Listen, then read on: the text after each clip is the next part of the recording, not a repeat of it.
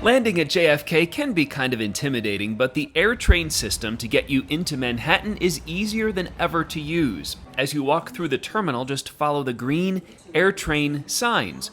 They'll lead you to the baggage claim area where you'll pick up your luggage, before again following the AirTrain signs up to the platform.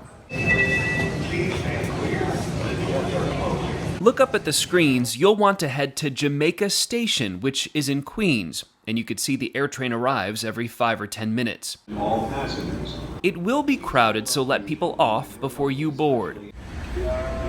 Once on the tracks, if you look way off in the distance, you'll catch your first glimpse of the Manhattan skyline. About 10 minutes later, you'll arrive at Jamaica Station. Just follow the signs above, which tell you you'll have to pay to leave. The AirTrain fee is up to $8.50 a person. Now, recently they've upgraded to a contactless payment system.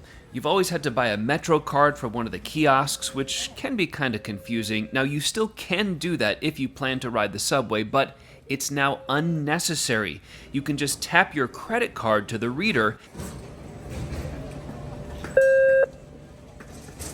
and walk right through the gate. After paying for the AirTrain, you have two choices. You can take the subway into Manhattan, which is the cheaper but longer option.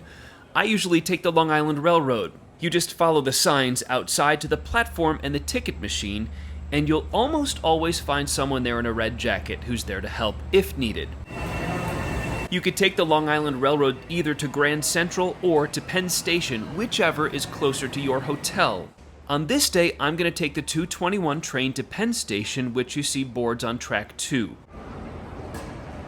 Just walk over to track 2, confirm it's going to Penn, and then head down the steps to wait for your train.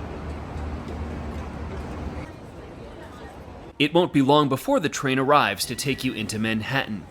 Now, depending on train times, the whole trip from your airline gate at JFK into Manhattan should take about an hour. A taxi could take about the same time, depending on traffic.